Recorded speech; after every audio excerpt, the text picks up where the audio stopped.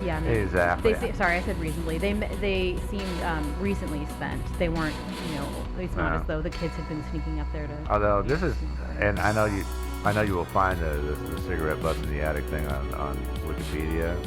So what I have heard is that Wikipedia is wrong on that count, and that the entrance to the attic, which the investigators did find the day of the discovery of the bodies, is actually in the closet of Joe and Sarah's bedroom in the upstairs, and it was blocked off by boxes and clothing and stuff like that. And so, if there were cigarette butts there, they weren't left by the killer, because the killer, again, when they found the bodies, the closet was full of boxes and clothes. And so if he'd hidden there, he would have not been able to get out, murdered them, and then replaced all that stuff back into the closet and stuff before he left the house. Unless there was an entrance externally. Maybe some other entrance somewhere. And he was just hanging out in the attic to be able to hear what was going on in the house. Or maybe that too, but I mean, it's like, there's a few places that said that he hid in the cellar.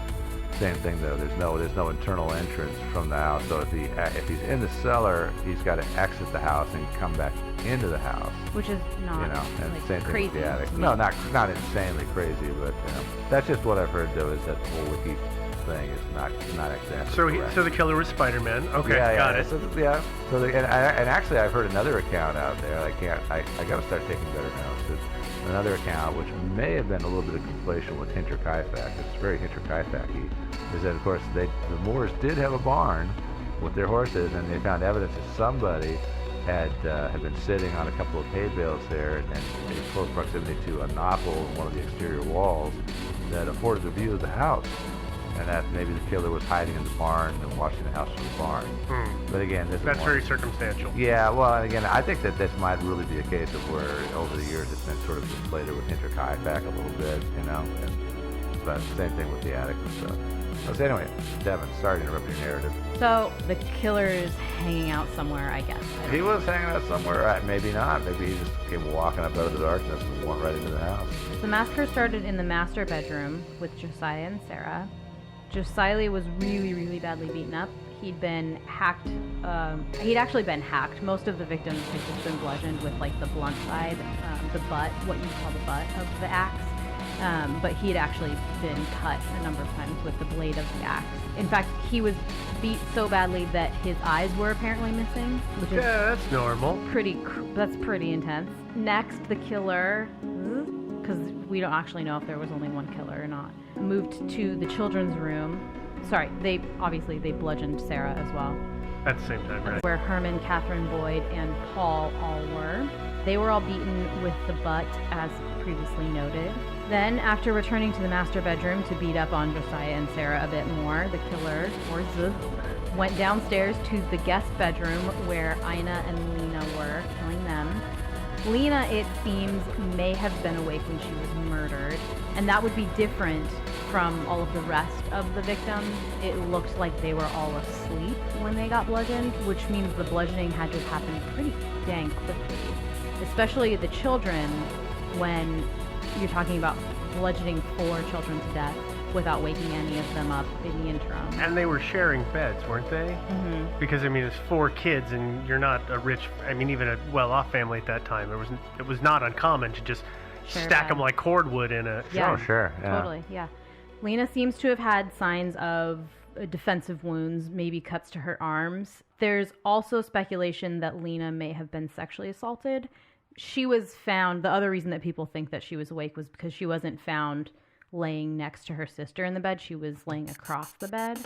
And her nightgown was pulled up to her waist and she wasn't wearing any underwear, which may or may not be some kind of evidence against something. She was the oldest child. She was 12. Right. So other than Sarah, she would have been the closest to adulthood, I guess. So if I was trying to think of a delicate way to say that. There's not. But if the killer was a pervert. Yeah, even more disgusting than just a murderer. Yeah. That might have been a thing. Can I just interrupt just really quickly about her nightgown being pushed up? What I never understood, or what I always wondered about, is what I couldn't, because of course obviously there's no photographic evidence out there of the bodies. I always wondered, was her waist like on the edge of the bed? Because I could see if a body falls and then starts to slide towards the edge of the bed, her nightgown would then naturally ride up to put it around her hips rather than the gravity could bring it down over her head or something like that. Right, instead of the insinuation of somebody pulled it up to then do some naughty business. The other thing is actually he covered everybody's faces. And so there might not have been something immediate. It might have been just the closest thing to cover her face was just the nightdress that she was wearing. Just grab it and pull it up over her face and cover it, So it might have been that too. Got it. Cool. But, I don't know. Yeah, I mean, that's what I was going to say, is that just because her nightgown and she wasn't wearing underwear, that doesn't necessarily mean that they were removed. Plenty of people sleep, without underwear, especially in those days. And you didn't necessarily have 18 changes of clothes. Yeah. Yeah, you might just take it off and then put, the same pair on again the next morning. That's how I do it. Yeah, for a month. The one other weird thing that I want to bring up is that Dr. Lindquist, who was the coroner at the time, he was the one who was examining the bodies. He reported there was a slab of bacon on the floor in the downstairs bedroom, laying next to the axe. This is what I've heard. He said that it was about 2 pounds, and it was wrapped with what he thought might be a dish towel, and then a matching set of slab of bacon was found in the icebox, so it could have been pulled out of the icebox, but I don't know. It's weird. Yeah. That murder, one's take the bacon weird. to go. That's kind But it wasn't to go. It's just sitting there. It was left. Well, what I mean is, get it ready to take it to go, and then how often have you forgotten your lunch? Well, exactly. That's what I was thinking. That I think maybe the killer was going to take it with him. It was apparently what I heard is it was left in the guest bedroom next to the axe, which was leaning against the wall. Yeah. And he might have just forgotten it. Well, I almost wondered if, again, it's hard to get a sense of the layout of the house or whatever, but I almost wonder if the killer went in not knowing that Ina and Lena were there, or at least that they were in the guest bedroom, and went upstairs, did all his murdery stuff, came back down, grabbed a slab of bacon, kind of walked by the guest room and was like, there's 2 more people in there. Well, I gotta finish the job. Gotta go finish the job, and then for whatever reason, set the bacon down, beat the girls. Maybe he did end up raping Lena at that point. Maybe he put the bacon in the axe there, thinking, okay, I'm gonna grab those as I leave, raped her, and then just totally forgot because he, was hopefully, ideally, just so disgusted with all the horrible things he'd just done, he just had to leave. But maybe it killed his appetite. I think another theory is that perhaps he was an early animal rights activist, making a statement about the condition of pigs in slaughterhouses. Maybe. Yeah. Maybe that's possibly. Could be. So yeah, that was the scene of the body. The scene of the murder, Plural. I guess. Yeah. The killer of the or crime. killers. Who knows which. And then one last sort of weird thing is that all the mirrors in the house have been covered. Well, and as we mentioned in passing too, all of the bodies had been covered. Faces. All the bodies, their faces were covered. But I think mostly it was with sheets. Yeah, it was with sheets. So it was mostly most of their bodies.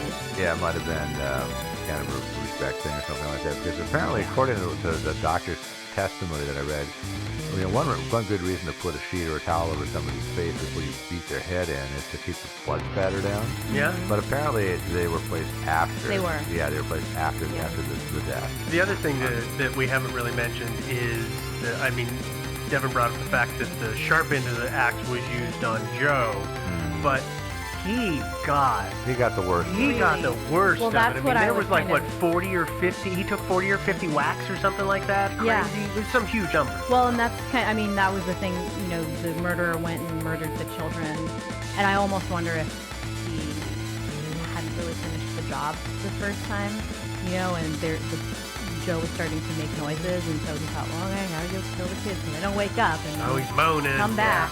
Yeah. But he went back after every single one. It seems like the murderer killed Joe and then maybe killed Sarah, or hit Joe, maybe killed Sarah, killed the kids, and came back and wailed on Joe a bunch more. He wailed on all of them a bunch more. Essentially, he whacked them all. I whacked them all at least once, and then when he was done, then he came back and just made sure the job was done. Starting with the parents, just obliterated their faces. But not nearly as bad as what happened to Joe. Joe Got the worst. No, he did. But all of them, their faces were essentially obliterated. Yeah. All of them.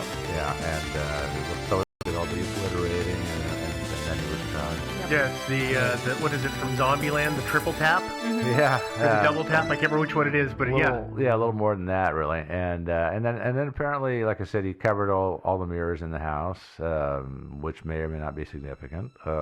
And also hung out a little bit. There was some stories I've heard. There was a plate of food on the table, and there was also a basin that was filled with water, and that had blood in it. So maybe he washed up after the fact. Wanted to wash all the blood up, which I can't blame him. I want to wash up. Depending on where you're gonna go, he'd be fairly disgusing looking. Yeah, by the end of your whole thing. Yeah, totally. Yeah, and then apparently he left the house by it appears through the front door and locked it behind him and took the key with him. Because they know this because the front door had been locked and the key was the only thing that was missing, so it was gone. So they just assumed he took it with him. Nice of him to lock up. Yeah. I don't know if that's the word I would use. Yeah. All right. Well, that pretty much sums it up. Before we head into our theories, let's take a really brief break. On a summer night in 1967, among the chaos of the Detroit Rebellion, a group of young people were detained inside the Arterial Hotel by the Detroit PD. By the end of the night, 3 of them would be dead, innocent lives lost, and an entire city changed forever. Directed by Catherine Bigelow, catch the premiere of Detroit, starring John Boyega, Anthony Mackie, and Algie Smith, premiering in theaters August 4th. And created in collaboration with Annapurna Pictures as a companion piece to the movie. Be on the lookout for a new podcast called Rebellion in Detroit, which is coming soon. It's set in the same period as the film. It's a 3-part miniseries about the 1967 riots in Detroit, and it's hosted by actor and Detroit native Courtney B. Vance. Listen along to his podcast and find out what really happened on the streets of Detroit over that hot week in 1967 and why. So remember, Detroit, directed by Catherine Bigelow. And we're back. Okay, we have a few theories here for you, so with no further ado, here we go. Hi, this is Nick. And this is the Captain. From True Crime Garage. Congratulations on putting out a stellar podcast for the last 4 years. We're both big fans, so cheers to you, mates. Let's grab a chair, grab a beer, and let's talk some true crime. Henry Lee Moore. First off, he is no relation to the Moores that were killed in Villisca. But in our opinion, he is a great suspect to be the perpetrator of the Villisca Axe murders. Henry Lee Moore didn't actually live in Villisca, so how could he be a great suspect, you ask? Well, the Axe murders in Villisca were not the first of their kind. There had been a string of axe murders going on nationwide before and after the axe murders in Villisca. 9 months earlier, in September of 1911, 6 victims were murdered by way of axe in Colorado Springs. Then in October, there'd be a triple murder in Illinois. After that, the Showman family of 5 were killed in Kansas. In fact, just days before the Villisca massacre, a husband and wife were slaughtered in Kansas.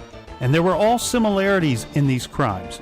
But the obvious ones were, these were all families being killed in their homes and being taken out with an axe. In most of these cases, the authorities don't have a suspect. Until a federal officer, this is M.W. McClary, he decides that they must be dealing with a transient maniac. Using that theory, he also noticed another commonality in the string of killings. The houses were all located at various points along the Southern Pacific Railway. Now our suspect, Henry Lee Moore, he worked for the railways. Not only that, but he was a bad, bad man. On December 18, 1912, this is the day after Henry Moore tells his roommate that he is traveling to Columbia, Missouri to visit his mother, who is taken ill. Henry Lee Moore's mother and grandmother lived together. This is Mrs. Georgia Moore and her mother, Mary Wilson. Their neighbor sees Henry Moore enter his mother's home. A short while later, he goes to the neighbor's house. He says he has just arrived into town and wondered if the neighbor could tell him where his mother was. She says that she believes they would be at home. Henry goes back to his mother's house. Then he comes back to the neighbor's house once again and says, "You've got to come with me and see what happened." When the neighbor gets there, what she sees is Henry Lee Moore's mother dead and grandmother dead, murdered by an axe. They were hacked to death in their home. The grandmother was found in her bed. Henry's mother was killed by the back door. She had a horrible gash in her neck and a deep cut on her forehead that penetrated the brain. They'd find an old axe with a blunt edge and a broken handle, and they'd consider this the murder weapon. Now remember, Henry said that he had arrived into town that morning, and upon his arrival he had found the women dead. He was arrested after authorities learned from the neighbor that Henry had entered the home through the back door more than once that morning. They also found blood on him and on his underclothes, and later learned that Henry had rented a room at a hotel the night before under a fake name. Getting caught in these little white lies and his story not lining up is not looking good for Henry Lee Moore. Furthermore, neighbors would report that Henry's mother was not ill at all, and she was in her normal health. Henry Lee Moore will be found guilty of these murders. Yes, he's sentenced to life in prison for the death of his mother and grandmother. Many at the time suspected that his motive for the murders was in fact money. It also received his family's property once his mother was dead. One investigator, M.W. McClary, It's actually pronounced M.W. McClary. well, he decided that the motive for the murders was in fact that Henry Lee Moore was a serial killer that rode the rails, and he would go to these different homes, break in, and kill the families in their sleep at night. And that he was motivated by the act and thrill of killing itself, and he was a sexual maniac. So what would be Henry Lee's motive? Just the thrill of killing, or possibly sexual assault and then covering up his crime. And regarding the murders in Villisca and the other axe murders that took place in that short time period, well, Henry Lee Moore worked for the railroad. He would have had the means to be in those areas. And the fact that he was found guilty of killing his mother and his grandmother, it would prove that he had the capability and the know-how to create a double murder. Look, there are certainly many good suspects in the Villisca axe murders case, but our guy, Henry... Thank you guys so much again for letting us be a part of this 4-year anniversary. It was so much fun to meet you and hang out with you and drink some brews with you at CrimeCon this year. Look forward to drinking with you again next year. First round's on you guys. Cheers. Hello everyone, and welcome to a very special episode of The Trail Went Sideways. My name is Robin Warder, and I am the host of the true crime podcast, The Trail Went Cold. The Thinking Sideways crew have asked me to help them out, because not only has the trail gone cold on this case, but the trail is completely frozen solid. I got to meet Joe, Steve, and Devin at CrimeCon, and we all went out to lunch together, and since they picked up the check, they demanded I reimburse them by appearing on this episode. Nah, just kidding. We had an awesome time hanging out that weekend, and I am beyond thrilled and honored to be a guest on their podcast, which is one of my all-time favorites. Anyway, the theory they've asked me to cover for this case involves a suspect named George Kelly, the only suspect who actually stood trial for this crime. What makes Kelly such an unusual suspect is that he was a minister, an unlikely candidate to be an axe murderer. Reverend Kelly was originally born as Lynn George Jacqueline Kelly in England before he and his wife moved to the United States in 1904. After serving the Methodist Church for years, Kelly suddenly decided that this denomination wasn't for him, so he enrolled in a Presbyterian seminary in 1912. On the evening of June 9th, Kelly was invited to attend the Children's Day services at the Presbyterian Church in Villisca, which, of course, also happened to be attended by the Moore family and the Stillinger sisters right before they were murdered. At 5:19 a.m. the following morning, Kelly left Villisca by hopping on a train back to his hometown of Macedonia, and it was about 3 hours later when the victims' bodies were discovered.